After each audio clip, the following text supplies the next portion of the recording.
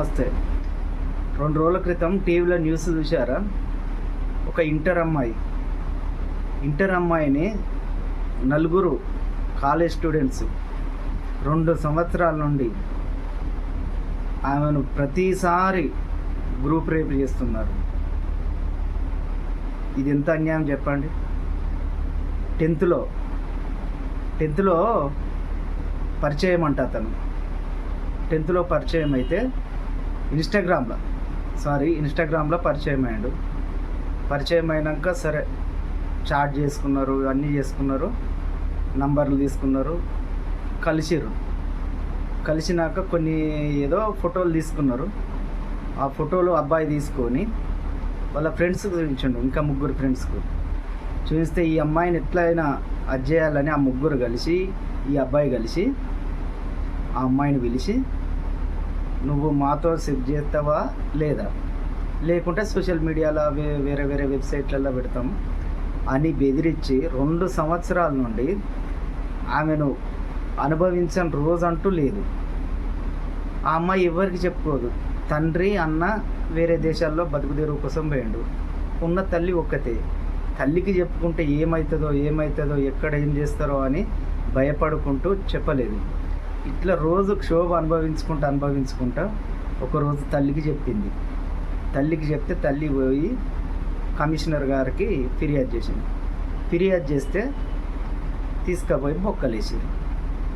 ఇంకేముంది, నీకు 10th love కావాలన్నా, అరే చదువుకోండిరా నాయన, మీకు మంచి భవిష్యత్తు ఉన్నది. ఇప్పుడు ఏం చేస్తారా మీరు? పోయి జైల్లో చిప్పకూడు తింటారు. ఏమొచ్చిందిరా మీకు? ఇలాంటివి చేస్తే మీకు మంచి భవిష్యత్తు ఉన్నది కాదురా. ఫ్యూచర్లో ఇట్లాంటి మీరు సెటిల్ అయితే మంచి ఉద్యోగాలు ఇట్లాంటి అమ్మాయిలు ఎంతోమంది వస్తారు కదా. ఇన్స్టాగ్రామ్ దేనికి ఉన్నదిరా? సోషల్ మీడియాలో ఏదన్నా కంటెంట్ ఉంటే టాలెంట్ చూపెట్టుకొని, ఇది అరే టాలెంట్ అనేది. ఇప్పుడు ఏమైంది టాలెంట్? ఇంకో అమ్మాయి ఏంటంటే నెల రోజులు అట ఇన్స్టాలో వాడిని ఫాలో అయితే వాడు కొత్త ఫోటోలు పెట్టిండు.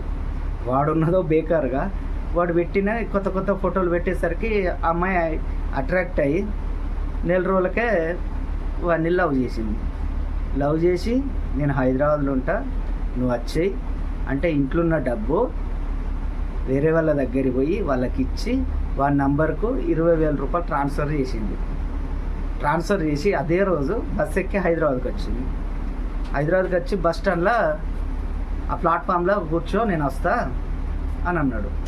పొద్దున్న నుండి ఫోన్ చేస్తే వాడు స్విచ్ ఆఫ్ నాట్ రీచబుల్, ఒకసారి రింగ్ అవుతుంది, ఒకసారి రింగ్ అవుతలేదు. కూర్చొని బాధపడుతున్నా. అంతలోనే ఒక సోషల్ మీడియాకి ఫోన్ చేస్తే వాళ్ళు వానికి ఫోన్ చేస్తే రెస్పాండ్ అయ్యిండు. కొద్దిసేపటికి చేయంగా రెస్పాండ్ అయ్యి వచ్చిండు. వచ్చేసరికి ఆ అమ్మాయి చూసి ఏమన్నా తెలుసా?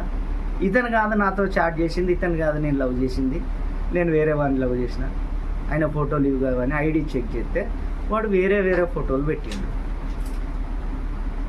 తీరా వానికి మంచి బుద్ధి చెప్పి ఆమె డబ్బులు ఆమెకు రిటర్న్ కొట్టిపించి వానికి మంచిగా వాయించి ఆ అమ్మాయిని ఆ నైట్ హాస్టల్లో పెట్టి తెల్లారి ఇంటికి పంపించారు. దయచేసి తల్లిదండ్రులు చూసినా సంబంధాలు చేసుకోకండి. ఇట్లాంటి ఇన్స్టాగ్రామ్లు, ఫేస్బుక్లు ఇవన్నీ నమ్మి మోసపోకండి. దయచేసి ఎక్కడ చూసినా మోసమే ఉంది. దయచేసి మోసపోకండి. సరే ఉంటా ఫ్రెండ్స్, బాయ్.